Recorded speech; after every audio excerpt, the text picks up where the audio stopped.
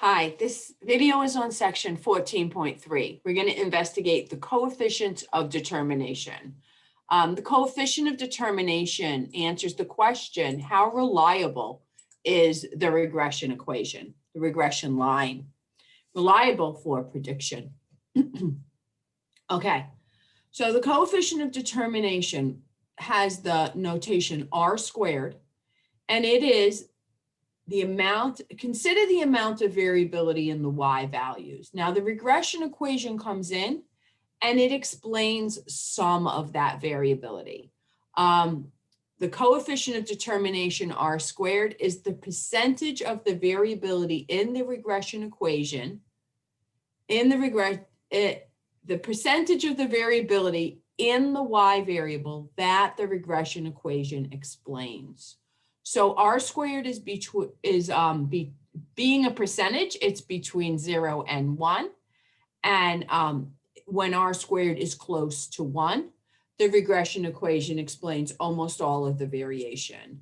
If the regression equation is explaining almost none of the variation, then R squared is close to 0. You don't have to calculate R squared by hand because it's tedious and not so informative, and also not the sort of thing you would actually do. If you had some data in front of you, you would always put that data into some kind of system to get the R squared values, or, the R squared values will come out when you put the data in the system to get the regression line. So we kind of do all of these calculations at once with our technology. Okay. So when I have some pictures that I just wanted to build intuition around what R squared looks like and what it looks like for certain values of R squared. So again, remember, when R squared is close to 1, the model explains almost all of the variability in the Y values. And when R squared is close to 0, the model is not explaining the variability in the model. So let's see, I just want to show you some pictures.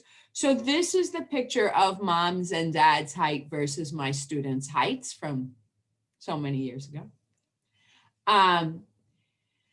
And we see that this has an R squared of like 75%. So this is the picture of, this is a scatter plot with an R squared of 75%. 3/4 of the variation in the Y variables are explained by the regression equation.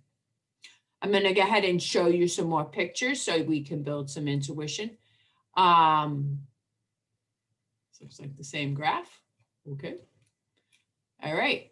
And so here's a graph of just mom's height and my student's height. So this isn't mom plus dad, it's just mom. And we see that the R squared drops to 37.6%. And the data looks more cloud-like, more spread out, and not so clustered about the line, right? So that's what that looks like for third. And this is 20%, where we have dad's height and the student's heights. And we see that it's even more spread out. Mostly it's really around here and just very spread out. There's a couple of dads with shorter heights here that are working to give the line somewhat of a tilt, that shorter dads have shorter kids, but most of the dads, it's sort of up here. So here is a line, a regression equation that has a really good fit. It is energy and tax efficiency. The R squared is 95%. So the regression equation is explaining almost all the variation in the data. I think we have this is another really good one here, age and price of something, I'm not quite sure. So these are just some textbook examples of data examples. They don't have a full analysis to go with them. They're just to help us understand. So again, this is 94% of the variation in the data is explained by the regression equation. And over here we have plant weights and hydrocarbon emissions. And over here we have 11%. So it's small and it's much more cloud-like. Okay, so really that was what you need to know. I'm kind of making it simple for what we need to know. We can have plenty of conversations in class around other aspects of the coefficient of determination, but I just want to come back up here because this is an important definition. The coefficient R squared is the percentage of the variability in the Y data that the regression model explains.